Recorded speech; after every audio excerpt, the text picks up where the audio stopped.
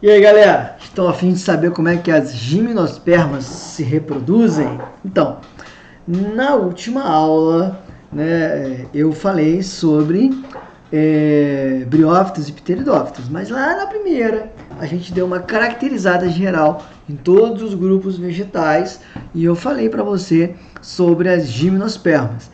Caso você não tenha visto essa aula, agora é hora de voltar lá e assistir a aula sobre introdução ao reino vegetal, tá? Mas a gente já vai aproveitar um pouquinho e dizer para vocês que essa planta que tá aqui, do meu ladinho aqui, ó, essa aqui, tá? É a Araucária, muito conhecida no Brasil, também chamada de pinheiro do Paraná. Essa planta é típica da região sul, óbvio, do Paraná, mas você encontra no Rio Grande do Sul, Santa Catarina, sul de São Paulo, encontra por aqui em algum lugar também. Mas ela é nativa aqui do Brasil e as sementes dela são comestíveis, a gente encontra para comprar, né, em todo o sudeste aqui, na região, em todos os supermercados, que é o pinhão. E você pode comer da maneira que você quiser. Você pode cozinhar ele com água e sal na panela de pressão, colocar na chapa, como um bom gaúcho ou macho faz, e tomar com chimarrão, etc. Ao lado dela tem uma sequoia. Essa foto vem lá do Canadá, que Canadá? Da Califórnia, o Parque Nacional da Califórnia, né? Na Califórnia, onde você tem sequoias gigantescas, são gimnospermas que ultrapassam facilmente 100 metros de altura e os 10 metros de diâmetro.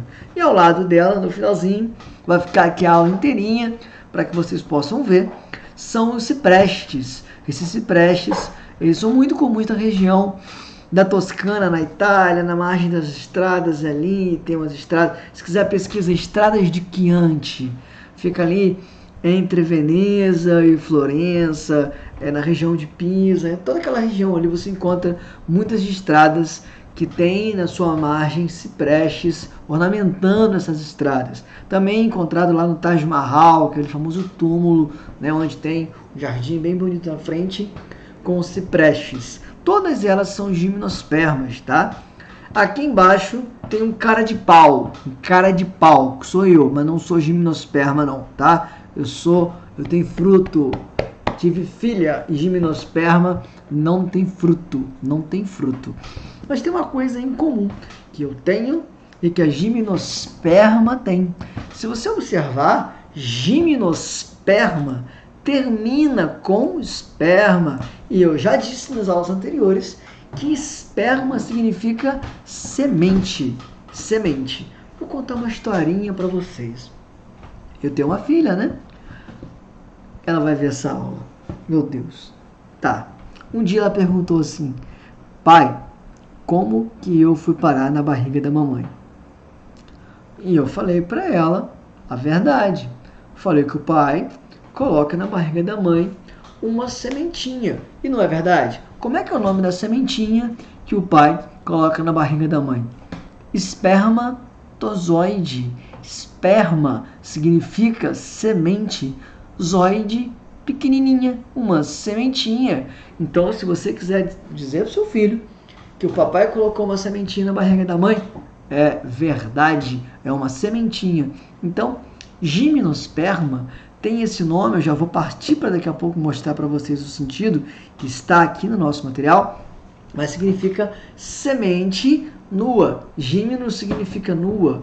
E nua por quê? Aí você continua assistindo a aula para que você possa entender, tudo bem? Mas essas plantas, as gimnospermas, elas constituem o primeiro grupo de plantas a apresentarem separadamente uma estrutura que até lembra uma flor, mas não é, mas são folhas modificadas com função reprodutiva, tá?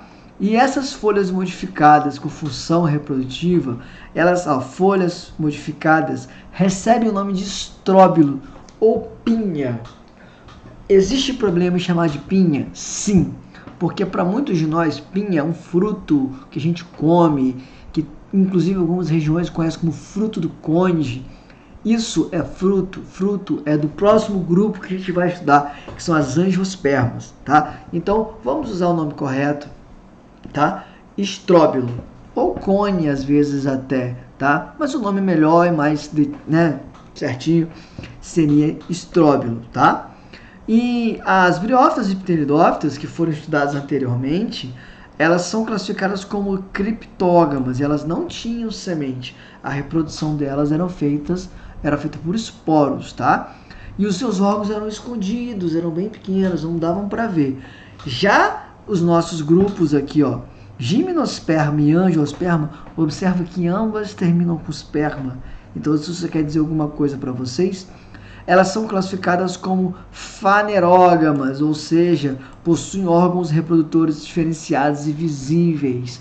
No caso da gimnosperma, eu vejo essas folhas modificadas que são os estróbilos, enquanto nas angiospermas, próxima aula, nós vamos ver as flores, tá? Aqui, essa letra A, nós temos o velho, famoso e conhecido pinheiro do Paraná, que eu já apresentei para vocês no início da aula, e aqui ao lado, na figura B, uma planta um pouco diferente das coníferas que a gente conhece, né? Porque muitas vezes as gimnospermas são chamadas de coníferas, tá? Essa figura B aqui, ela é uma cica, se você vai ver aqui, ó, cica, ela é muito comum de ser encontrada em jardins e praças, ela é muito cara. Se você quiser dar uma pesquisada aí agora, bota lá no Google, cica, preço, você vai ficar assustado com o preço de uma cica grande, tá? Mas ela é uma planta que dá muito pouca manutenção, ela não necessita de poda, não necessita muito de água.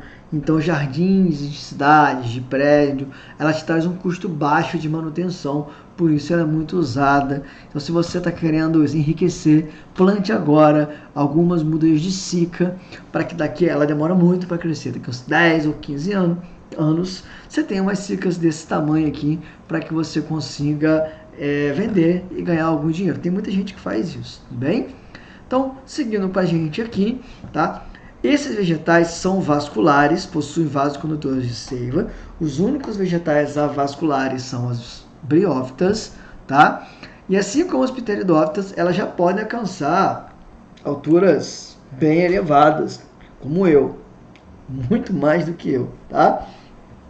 Além dos estróbilos, tá? Também chamados de cone, como eu acabei de falar, elas apresentam outra novidade evolutiva, como eu já falei para vocês, que é a grande novidade evolutiva do momento, que são as sementes. As sementes que abrigam o embrião. Isso nunca havia acontecido na história evolutiva das plantas, tá? E olha o que eu falei agora há pouco, o nome gimnosperma significa semente nua. Você está vendo aqui embaixo que a semente vem direto do estróbilo. Você puxa, é uma semente. Puxa, não tem nada em volta dela. Quando eu vou comer um fruto lá, uma laranja, né, um abacate, para eu pegar lá a semente do abacate, tem toda uma estrutura em volta, o que não acontece aqui no estróbilo. Tudo bem? Então, seguindo, vamos falar do que me interessa muito agora, que é a parte reprodutiva da gimnosperma, tá? É diferente pra caramba da briófita, da pteridófita. Aqui eu vou ter o cone ou estróbilo masculino, vou ter o cone ou estróbilo feminino, ambos sofrerão meiose e eles vão produzir células N. Tá? Essas células N se tornarão um grão de pólen no masculino e osfera no feminino. Esse grão de pólen ele vai ter uma estrutura bem diferente, que é o tubo polínico. Eu vou fazer melhor? Eu vou até ao esquema reprodutivo para que a gente possa acompanhar daqui, e aqui sim fica mais fácil o entendimento de vocês. Então, se você olhar aqui, temos uma araucária, ou pinheiro do Paraná. Pessoal, o Enem adora cobrar disso, adora. Na prova de geografia, araucária, na prova de biologia, que é ciência da natureza, os caras adoram, não sei porque, sempre cai, de alguma forma, pinheiro do Paraná ou araucária, que é a mesma coisa, tá? No Enem. Então você vai ter algumas plantas com cones masculinos, outras com cones femininos, e esse cone ou estróbilo masculino irá produzir por meiose o grão de pólen. Observa que o grão de pólen, olha isso aqui, galera, ó, ele tem uma asinha, tem uma orelhinha. Por que ele tem isso? Gente, estróbilo não é flor. Estróbilo não tem cheiro. não tem cor direito, ele tem a cor de madeira, então ele não atrai um polinizador, ele não tem néctar, ele não atrai abelha, não atrai beija-flor, não atrai nada disso, tá? Então, como é que é feita a polinização? Como que o pólen, tá, sai de uma planta, vai até a outra, sai de uma flor masculina e vai até a flor feminina? Ah, lá na briófita, na pteridófita e com água. Aqui não precisa mais da água para fecundação. Pois é, galera. O pólen, ele vai pelo vento. Ele vai pelo vento. E já que ele vai somente pelo vento, possuir essas asas, a gente fala que o pólen ele é alado. Alado significa que tem asa. Então ele vai meio que flutuando até que por acaso ele pode cair num estróbilo feminino e fecundar. São milhões de cones de pólens que ficam flutuando, voando para tudo quanto é lado, e alguns vão cair ali no feminino, certo? Então, para que eles não caiam de uma vez, essa forma de asa, esse formato alado, ajuda muito a que eles consigam flutuar, e quando chegam no estróbilo feminino, há uma germinação de uma estrutura que eu estou marcando aqui para vocês, né? Fazendo um quadradinho aqui, ó. Ih, marquei tudo. Deixa eu voltar. Que seria o tubo políneo. Ah, meu Deus, a gente marca tudo. Devagar, do tubo políneo. Tubo políneo que é um tubinho que vai carregar dentro dele a célula do pólen, ou seja, o núcleo N do pólen, que vai chegar até a oosfera e fecundar a parte feminina, o estróbilo feminino, formando assim um zigoto 2N. Vale ressaltar que as células que ficam em volta do zigoto aqui, elas são N. E o endosperma, vamos lá, endosperma. Meu Deus, esse cara só fala a palavra que eu não conheço. O que eu falei que esperma é? Semente. Endo é dentro. Você já fez endoscopia? Gosto que enfia dentro da garganta. Então, endo é dentro. Esperma é semente. Então, o que fica dentro da semente? Aquela partezinha branca? Ah, garoto. Endosperma, tá? Então, o endosperma dessas plantas, de todas as gimnospermas, a partezinha brancazinha dele ali é N, é haploide. Isso é importante porque na próxima aula eu vou falar de angiosperma e lá não é haploide, é bem diferente, tá? Mas assim que a oosfera é fecundada pelo pólen, você tem a formação do zigoto, que vai dar origem ao embrião que fica dentro do pinhão. Quando você pega uma semente de araucária, que é comestível, que você encontra para comprar, que é o pinhão, se você cozinhar, que ela vai ficar bem macia, você cortar, você vai ver lá dentro um embriãozinho, assim como toda e qualquer semente. Mas se você plantar essa araucária, né, de forma correta, vai brotar esse embrião, vai germinar e futuramente teremos uma nova planta, e assim é feito o ciclo de vida sem formação de um fruto. É muito comum cair nas provas de vestibular, tentar enganar vocês para falar que ela tem fruto. Já eu vou mostrar uma imagem, tá, de um estróbilo, tá, de araucária, para que vocês observem e vejam como realmente parece um fruto, mas não é. O que eu acho extremamente importante para mim é a avaliação e também para os vestibulares que vocês vão fazer. Tá aqui. Vantagens evolutivas das gimnospermas com relação a briófita e pteridófita. Então, galera, é hora de vocês pegarem, anotarem, marcarem, circularem e, se precisar, dar um pause no vídeo para anotar, porque aqui é importante, tá? Primeira vantagem evolutiva. A fase gametofítica é microscópica, porém aqui, ó, independe da água para fecundação. Lá na briófita e na pteridófita, precisava de água para o anterozoide nadar e fecundar o óvulo. Aqui não preciso mais. E lá, eu vi o coração de bigode na pteridófita, prótalo. Eu vi os gametófitozinhos, aqui não vejo. É tudo microscópico aqui. Tudo bem? Mas a grande coisa desse primeiro item aqui é, não dependo da água. Dudu, mas eu não dependo da água como assim? Sabe por quê, galera? Como o tubo polínico. Ele forma, ele germina. Isso já é o gametófito. Isso aqui é o gametófito da planta da gimnosperma. Ele vai germinar, ele vai crescer um tubinho. Por dentro desse tubinho é que vai haver a fecundação, tá? Possuem cones, que são folhas modificadas para reprodução, não são flores. A polinização, já falamos, pelo vento. Formação do tubo polínico, o que faz ela ficar independente da água. Fato, acabamos de dizer. E por fim, a grande vantagem evolutiva já citada anteriormente, que formam semente que abrigam um embrião ali dentro, tá? Bem como nutre até a germinação, o que possibilita ainda a dispersão das plantas. De modo geral, as gimnospermas não têm uma excelente dispersão, porque nem é toda semente que ela é comestível, assim, que ela tem muitas reservas de nutrientes. A araucária, ela consegue. Algumas aves acabam conseguindo disseminar essa planta aqui no Brasil, mas não é tão comum assim. Como eu havia falado, aqui vocês vão observar na figura A um estróbilo, um pinhão de araucária masculino, e aqui na figura B você observa já um estróbilo feminino fecundado, porque você já observa as sementes. Olha só, esse negócio redondo aqui não parece um fruto? Sim, mas não é, tá? Para ser fruto, tá faltando muita coisa aí, e a gente vai aprender na próxima aula de angiospermas. Olha que legal, se eu tirar essa semente aqui, ó, simplesmente tirar, se eu tirar todas, acaba, a semente é nua, não tem nada em volta dela. Olha o nome, semente nua, gimnosperma, ok? Então aqui você tem um cone ou estróbilo masculino, e aqui você tem um feminino para representar para vocês. Aqui, a gralha azul é um pássaro brasileiro, né, que consegue fazer essa disseminação, ele espalha as sementes da araucária por várias regiões aqui do sul do Brasil, principalmente, tá?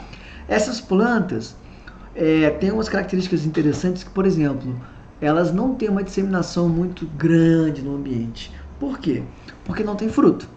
Quando você tem fruto, o animal pega esse fruto e carrega para distâncias gigantes, de forma que ele vai ser encontrado em todo quanto é local.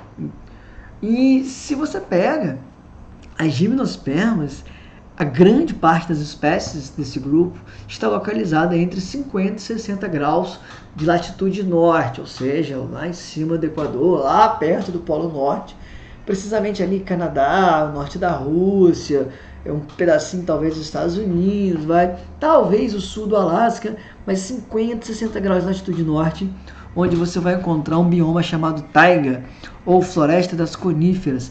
É lá que está a grande maioria das espécies nativas desse grupo, que são extremamente adaptadas ao frio, forma de cone, para escoar a neve.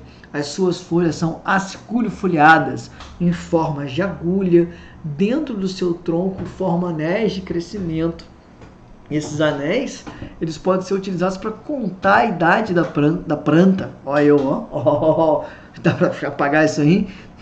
Se der, eu não tenho essa habilidade ainda. Mas dentro da planta, a gente tem, dentro do tronco de uma gimnosperma, você corta e você vai ver anéis. Cada anel representa um ano, tá? Porque antes do inverno, no outono, já vai haver uma deposição de lignina, uma substância ali que acaba permitindo a sobrevivência dela no inverno, e aquilo acontece uma vez por ano.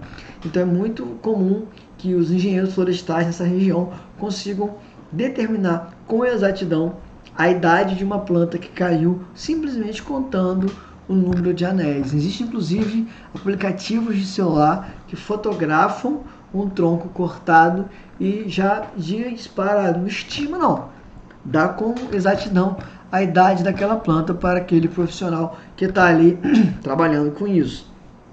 Lá nessa região também, como é o único tipo de planta que tem, as casas são feitas de pinheiros, né, elas são usadas para fabricação de móveis, etc. e tal. Aqui no Brasil a gente tem pinos, muita tábua de pinos, né, usada em obras, usada inclusive em móveis também. Então são plantas de grande interesse, até também para a produção de papel. Mas como o nosso clima, de modo geral no Brasil, não é tão favorável ao crescimento dessas plantas, a gente acaba plantando eucalipto, que não é gimnosperma. O eucalipto é a angiosperma, e que para a gente ele acaba servindo muito na produção de celulose, também para madeira, para outras coisas, entre outras madeiras que a gente utiliza aí no nosso dia a dia, certo? Então, galera, tá aqui dadas as informações para vocês. Façam as questões que vocês puderem sobre gimnosperma. Isso costuma cair bastante, tá? Bastante no sentido assim, não cai muito nas provas, mas cai sempre. Então é importante que vocês conheçam bem o que uma briófita tem, o que uma pteridófita tem, o que uma gimnosperma tem, o que uma angiosperma tem, tanto do ponto de vista de características, quanto do ponto de vista reprodutivo. Valeu? Fico por aqui, louco para voltar para as escolas, para as salas de aulas, para ver vocês e dar um forte abraço em todo mundo. Beijo!